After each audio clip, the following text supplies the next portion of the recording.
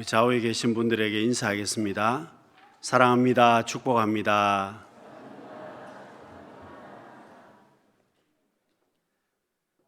여러분, 신앙생활은 영적인 싸움입니다. 신앙생활은 영적인 전쟁터에서 우리가 살아가는 것과 꼭 같습니다. 여러분, 우리의 마음속에서 항상 전쟁이 일어날 때가 참 많습니다. 여러분, 우리가 영적인 싸움을 통해서 패배하게 되면 문제가 심각해집니다. 여러분, 사탄 마귀가 온 것은 도적질하고 멸망시키기 위해서 온 것이기 때문입니다. 여러분, 영적인 싸움에서 우리가 승리하려면 우리는 성령님의 음성에 순종하는 삶이 되어야 되고, 내 삶이 성령님의 통제하심을 받고 살아가는 성도가 되어야만 합니다. 여러분, 성령님과 상극이 되는 것이 있습니다. 바로 죄입니다. 성령 하나님과 상극이 되는 것, 정반대가 되는 것이 바로 죄의 문제인데, 여러분, 우리가 살아가면서 우리를 지배하는 하나는 생명의 성령의 법이고 하나는 죄와 사망의 법입니다. 여러분, 생명의 성령의 법은 성령께서 통치하는 것이고, 죄와 사망의 법은 사탄이 우리를 통치하는 것입니다. 여러분, 우리의 내면 가운데 항상 갈등이 일어나게 되고 항상 전투가 일어날 때가 많습니다. 오늘 본문 13절 말씀을 보시면 너희가 육신대로 살면 반드시 죽을 것이로되 영으로서 몸의 행실을 죽이면 살리니. 여러분, 성도가 되고 내가 하나님의 자녀가 되고 성령께서 우리 가운데 내주하셔서 우리를 인도하시는데, 내가 그 성령님의 음성에 순종해서 그 통치하심을 따라가게 되면 우리는 능력 있는 제자의 삶을 살게 됩니다. 그러나 그렇게 하지 못하고 죄로 인해서 끌려가게 된다면 문제가 된다는 것입니다. 여러분, 성령께서 우리 안에 계신다면, 내가 성령 하나님께 순종하는 삶이 된다면, 성령님의 통치 가운데 내가 살아간다면 우리는 죄 가운데 있을 수가 없습니다. 여러분, 죄로 인해서 우리가 같이 있을 수 없다는 뜻입니다. 죄와 성령님은 같이 있을 수가 없기 때문입니다. 여러분, 고대 중국에 사람을 잔인하게 죽이는 방법이 참 여러 가지가 있습니다만은 그 중에 한 가지가 형벌 가운데, 잔인한 형벌 가운데 한 가지는 살아있는 사람을 죽은 사람과 같이 묶어서 사람을 죽이는 방법입니다. 죄를 지은 사람을 죽어있는 시체와 함께 같이 묶어서 그 사람을 죽도록 내버려 두는 것입니다. 여러분, 산 사람의 입과 죽은 사람의 입을 같이 묶어버립니다. 산 사람의 배와 죽은 사람의 배를 같이 묶어버립니다. 그러면 어떻게 되겠습니까? 죽은 사람을 통해서 모든 병균들이 산 사람에게 옮겨지게 될 것이고, 그 살아있는 사람이 점점 고통 가운데 병들어서 서서히 죽게 된다는 것입니다. 여러분, 죽은 사람의 모든 병균이 옮겨와서 살아있는 사람이 끔찍한 고통 가운데서 죽을 수밖에 없을 것입니다. 여러분, 우리가 죄와 성령의 사람이 상극이 될 수밖에 없는 것은, 여러분, 성령의 사람이, 성령의 통치를 받는 사람이 죄를 지으면 여러분, 마치 우리가 죽어있는 송장을 끌어안는 것이나 마찬가지라는 것입니다. 그렇습니다. 여러분, 지금 내가 죄와 살아가는 것이 즐겁다면 나는 하나님의 사람이 아닙니다. 내가 죄와 더불어 동거하는 것이 좋다면 나는 성령의 사람이 아니라는 겁니다. 여러분, 하나님의 사람, 성령의 사람은, 성령의 통치를 받는 사람은 죄와 함께 있는 것이 힘들어집니다. 죄와 함께 더불어 살아가는 것이 힘들고 어렵습니다. 여러분, 죄와 함께 있는 것이 고통스럽다는 것입니다. 여러분, 우리가 성령님의 통제를 받고 살아가려면 먼저 성령님의 음성을 들어야만 합니다. 오늘 본문 14절 말씀을 보시면은요, 무릇 하나님의 영으로 인도함을 받는 사람은 곧 하나님의 아들이라.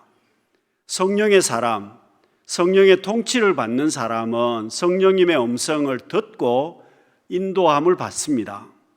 여러분, 바울은 성령님의 음성에 민감하게 순종했던 사람이었습니다. 바울이 이렇게 순종의 삶을 살았기 때문에 바울을 통해서 하나님의 역사가 나타나고 많은 열매들이 맺혀지게 되었습니다. 여러분, 오늘 우리도 바울과 다를 바가 없습니다. 오늘 우리 역시도 성령님의 음성에 순종해서 나가면 내가 하는 모든 일들을 통해서 하나님의 열매가, 하나님의 역사가 펼쳐진다는 겁니다. 여러분, 내가 하나님 앞에 기도하고 싶은 마음이 생겼습니다. 내가 하나님 앞에 기도하고 싶은 마음이 생겼으면 어떻게 해야 되겠습니까? 하나님 앞에 반드시 기도의 자리를 지켜야만 합니다. 여러분, 내가 다른 사람이 생각이 나고 그 사람을 도와주고 싶은 마음이 생기면 어떤 모양이든지 간에 내가 할 수 있는 방법을 가지고 그 사람을 도와야만 합니다. 여러분, 우리가 지금 태신자를 작정하고 복음을 전하고 있습니다마는 내가 복음 전하기를 원하고 내 마음에 작정하기를 원하고 그 사람을 구원하기를 원한다면 여러분, 성령께서 내 마음에 주신 대로 내가 순종해서 나갈 때 나를 통해서 하나님의 역사가, 하나님께서 주시는 축복의 열매가 맺혀진다는 겁니다.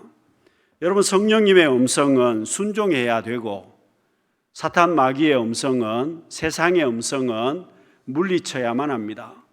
여러분, 예수님께서 십자가를 지시겠다고 말씀하셨을 때에 베드로가 반대했습니다.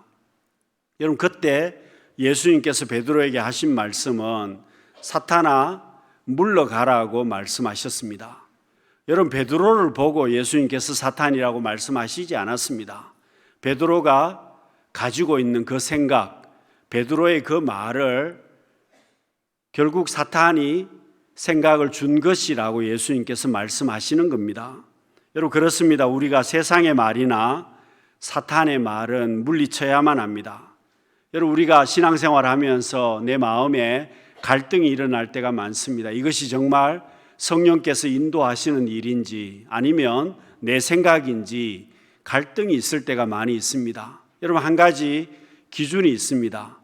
그것이 어려운 일이고 내가 그것을 하면 손해 볼 수 있는 일이라고 하더라도 성령께서 주신 음성이라면 내 마음속에 평안함이 있습니다. 내가 손해도 보고 내가 어려움도 겪지만 그것이 성령께서 내게 주신 음성은 내 마음에 평안함이 있습니다. 그리고 반드시 열매가 따라오게 되어 있습니다. 그러나 여러분, 내 욕심대로 행해버리면, 내 생각대로 내 욕심대로 하게 되면, 내 마음속에 평안함이 없으면 그것은 하나님께서 나를 인도하시는 것이 아닙니다. 사랑하는 성도 여러분, 우리가 성령님의 통제를 받아야 하는 것은 내가 성령님을 닮아가야 되기 때문입니다. 여러분, 성령님을 닮아간다는 말은 내가 그 음성에 순종해서 성령님의 통제 가운데 살아간다는 뜻입니다. 여러분, 주님과 교제하는 삶을 살고 말씀 붙들고 살아가는 삶을 살고 내가 성령님의 음성에 순종하는 삶을 살아간다면 그 사람은 당연히 성령님의 통제 가운데 살아가는 사람입니다. 여러분, 부부가 같이 살다 보면 서로 닮아간다고 남들이 이야기를 합니다. 두 사람이 많이 닮았다고들 사람들은 이야기를 합니다. 그렇습니다. 여러분, 부부가 오랫동안 같이 살면서 서로 사랑하게 되면 전혀 다른 사람이었는데 점점 닮아간다는 겁니다. 그러나 반대 경우도 있습니다. 부부가 같이 살면서 점점 달라지는 사람들이 있습니다. 점점 같이 닮아가야 되는데 반대로 서로가 점점 다르게 살아가는 사람들이 있습니다. 여러분, 다르게 살아간다면은 무엇이 문제겠습니까? 두 사람 사이에 사랑하기보다는 미워한다는 겁니다. 서로 미워하게 되면 점점 두 사람이 다르게 살 수밖에 없을 것입니다. 여러분, 성령께서 우리에게 원하시는 것은 우리가 성령님을 닮아가는 겁니다. 여러분, 부모가 듣기 좋은 말이 있습니다. 그 집 자녀가 그 집 아버지를 닮았다는 말은 아버지가 듣기 좋은 말입니다. 그 집 딸이 그 집 어머니를 닮았다고 하면 그 어머니에게 듣기 좋은 말이 될 것입니다. 여러분, 오늘 우리가 성령님을 닮아간다는 말은 내가 성령님의 통치 가운데 살고 있다는 것입니다. 여러분, 신혼부부들이 왜 많이 다투는 부부들이 많겠습니까? 여러분, 결혼해서 사랑해서 결혼을 했는데 왜 다투겠습니까? 서로 주도권 싸움을 하기 때문에 그렇습니다. 결혼해서 서로 주도권 싸움을 하기 시작하게 되면 내 생각대로 내 방법대로 하겠다고 하면 그때부터 다툴 수밖에 없지 않습니까? 그렇습니다. 여러분, 내가 내 생각대로 하고자 하면 다툼이 일어나게 되어 있습니다. 여러분, 오늘 우리의 신앙생활, 나의 신앙생활의 주인이 누구이겠습니까? 성령께서, 주님께서 주인이십니다. 여러분, 교회의 주인이 누구이겠습니까? 내가 아니라 주님이 주인이라는 겁니다. 여러분, 로마서 8장 오늘 본문 16절 말씀을 보시면은요, 성령이 친히 우리와 영과 더불어 우리가 하나님의 자녀인 것을 증언하시나니, 여러분, 성령께서 우리가 하나님의 자녀인 것을 증언하신다는 겁니다.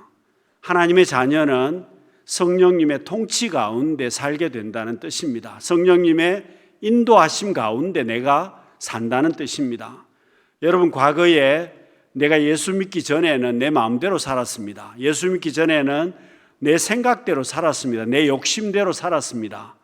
내가 하고 싶은 대로 살지 않았습니까? 그런데 예수 믿은 다음에 지금 성령님의 통치 가운데 내가 지금 살고 있는데 여러분, 나의 모습이 어떻습니까? 지금은 내 마음대로 하지 못합니다. 여러분, 주도권이 성령님께 있기 때문입니다.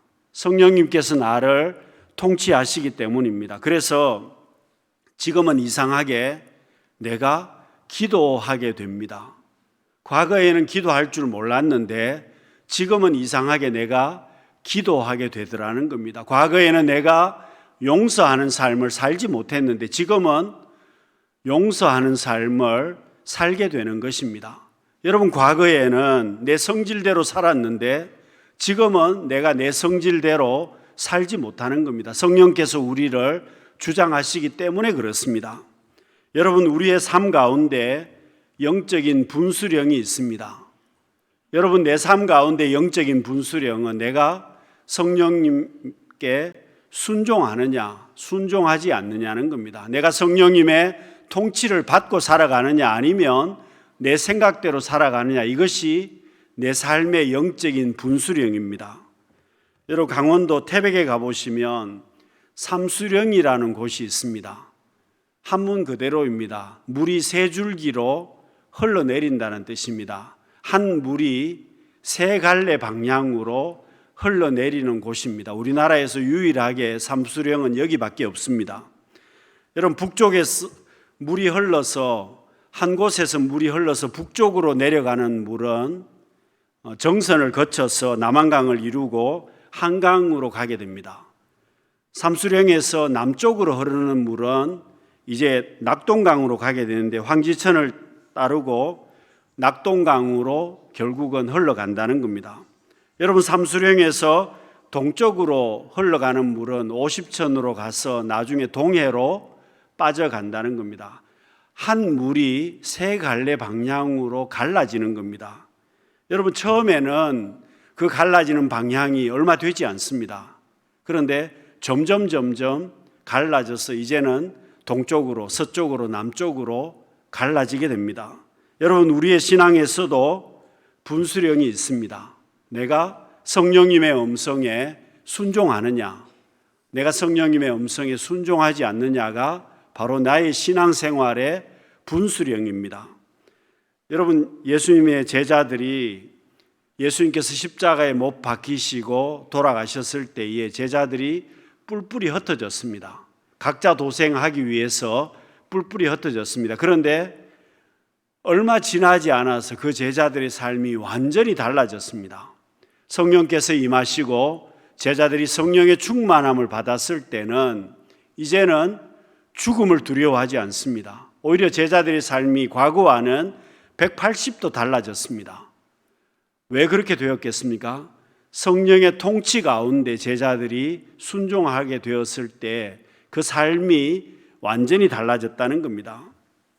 여러분, 오늘 우리가 능력 있는 제자의 삶을 살 수 있는 비결이 뭐겠습니까? 내가 내 삶에 열매가 있는 삶을 어떻게 살겠습니까? 내가 성령님의 통제를 받으면 당연히 능력 있는 제자의 삶을 살게 되고 내 삶의 열매가 따라오게 되어 있습니다. 여러분, 전투기를 모는 조종사들이 시뮬레이션 연습을 많이 한다고 합니다. 지상에서 전투기 모형 속에 들어가서 시뮬레이션으로 연습을 많이 하게 되는데 왜 이렇게 연습을 하겠습니까? 상황적인 것, 눈으로 보고 내가 경험적으로 보는 것, 그것을 믿지 않고 계기판을 믿고 계기판을 보고 전투기를 모는 연습을 한다는 뜻입니다. 여러분, 눈으로 보는 것, 또 감각으로 경험으로 보는 모든 것을 믿지 말라는 겁니다. 그걸 믿지 말고 계기판을 믿고 비행기를 몰아야 한다는 뜻입니다.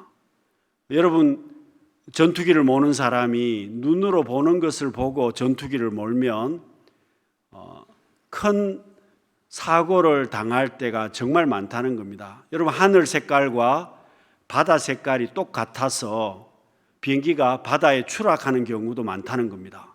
그러면 전투기 조종사가 뭘 믿고 전투기를 몰아야 되느냐? 눈으로 보는 것을 믿지 않고 계기판을 보고 계기판이 지시하는 대로 전투기를 몰아야 한다는 겁니다. 그렇습니다. 여러분, 우리도 마찬가지입니다. 내가 신앙생활 하면서 성령님의 인도하심을 따라가야 되고, 여러분, 우리에게 나침판이 되고 계기판이 되는 성령님의 인도하심을 내가 따라가야 되고 그 통치하심에 순종하게 될 때 우리는 복 있는 제자의 삶을 살 수 있습니다. 그리고 당연히 열매도 따라오게 되어 있습니다. 여러분, 우리가 예수님을 구주로 믿을 때에 성령께서 우리 가운데 내주하셨습니다. 여러분, 이것은 하나님의 선물입니다. 내가 그저 받은 겁니다. 예수님을 믿을 때 성령께서 내게 오셨습니다. 그런데 그 다음이 문제입니다. 여러분, 내가 성령님의 음성을 듣고 순종하는 것은 내가 해야 되는 것입니다. 성령님께 순종하고 복종하는 것은 나의 몫이라는 겁니다. 나를 통해서 성령님의 역사가 펼쳐지게 됩니다.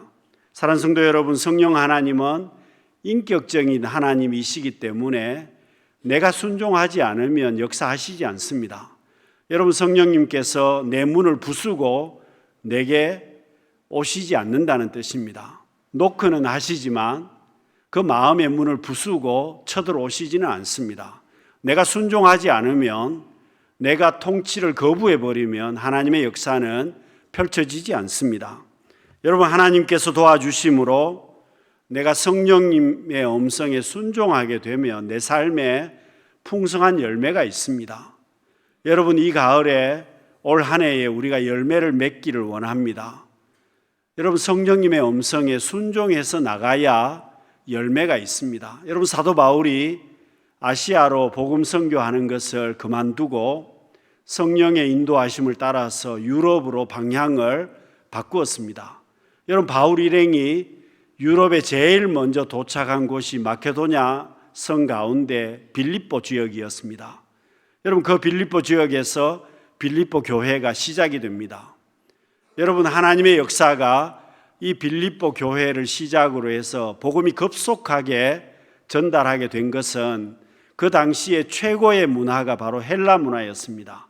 그 헬라 문화에 복음이 들어갔습니다. 그리고 그 당시에 유럽 세계를 장악하고 있었던 로마의 정치 권력 가운데 복음이 들어갔기 때문에 복음이 급속하게 확장이 되었다는 겁니다.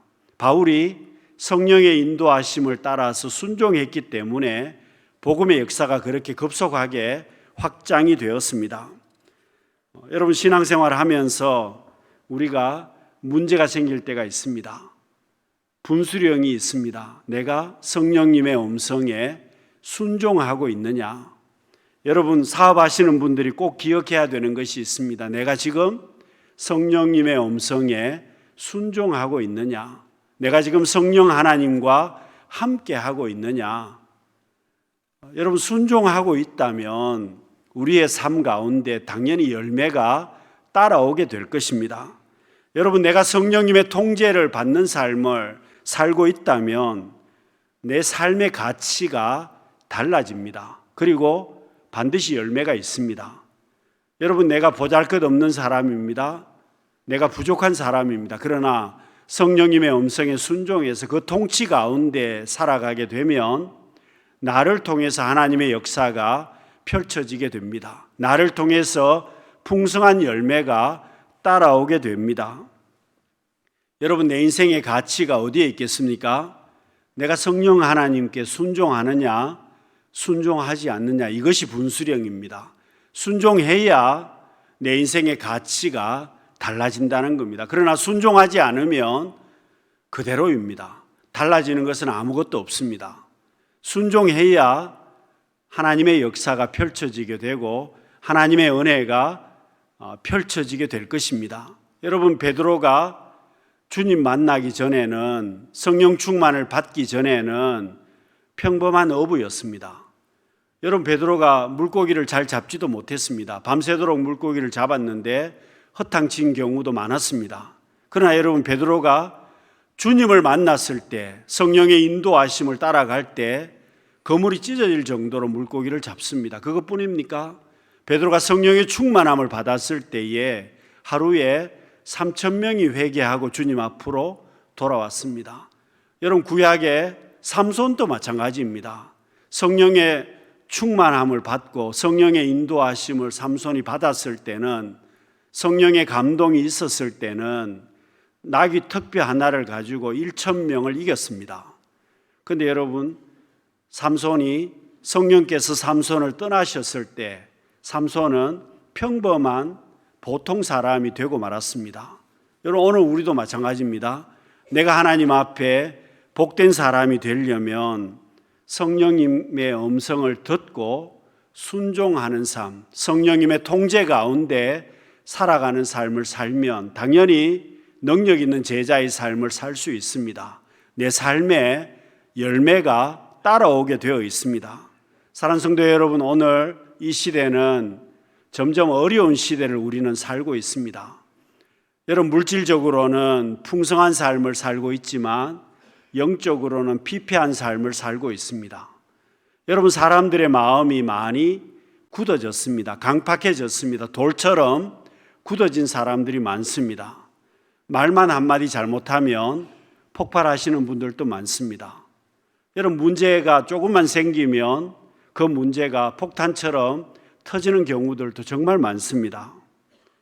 어려운 시대에 우리가 성령의 통제하심을 받지 못한다면 우리는 복 있는 삶을 살 수 없습니다. 여러분, 요즘 전 세계적으로 전쟁이 많이 일어나서 우리가 기도하고 있습니다마는 왜 여러분 내가 성령의 통제하심을 받아야 하겠습니까? 왜 내가 성령님의 음성에 순종하는 삶을 살아야 하겠습니까? 여러분, 아무리 좋은 비행기라고 하더라도, 여러분 F-35 같은 전투기라고 하더라도 그 전투기가 땅에 있으면 고철 덩어리에 불과할 것입니다. 여러분, 전투기가 날지 못하고 땅에 있으면 아무것도 아닙니다. 그러나 그 전투기가 무장을 하고 하늘을 날고 있으면 엄청난 위력을 발휘하게 될 것입니다. 여러분, 잠수함도 마찬가지입니다. 잠수함이 항구에만 가만히 있으면 고철 덩어리에 불과하게 될 것입니다. 그러나 그 잠수함이 무장을 하고 망망대해로 나가서 바다 속에 있으면 엄청난 위력을 발휘하게 될 것입니다. 전차도 마찬가지입니다. 가만히 있으면 고철 덩어리입니다. 그러나 무장을 하고 움직이기 시작하면 엄청난 위력을 발휘하게 될 것입니다. 성도도 마찬가지입니다.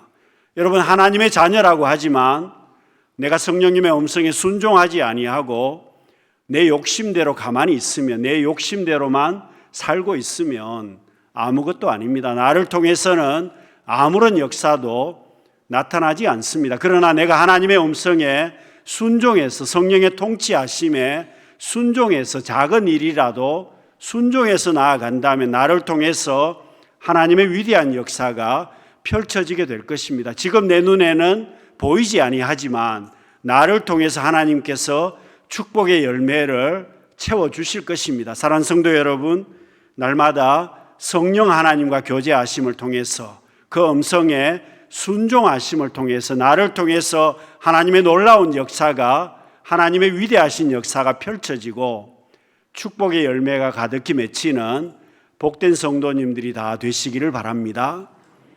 기도하겠습니다.